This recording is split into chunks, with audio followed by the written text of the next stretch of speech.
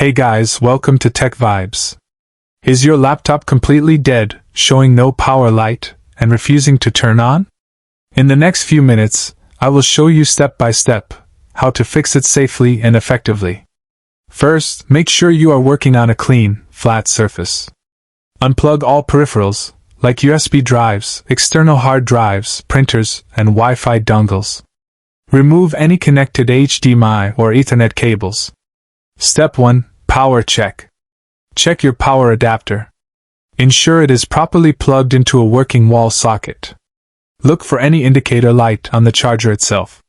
If the charger has no light, try using a different compatible adapter. Sometimes, the problem is only the power supply. Step 2. Battery reset. If your laptop has a removable battery, take it out. Press and hold the power button for 30 seconds. This drains residual power from the system. Reinsert the battery and try turning it on. Step 3. Check power button and LED. Press the power button firmly, but do not force it. Sometimes the power button gets stuck or fails due to dust. Look carefully if any LED near the button blinks. Even a small blink can indicate the motherboard is receiving power. Step 4. RAM and hardware check.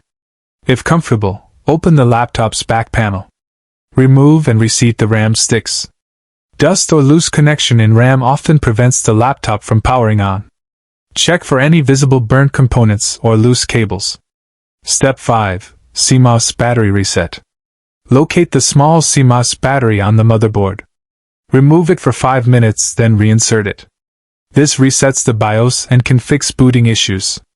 Step 6. Professional help.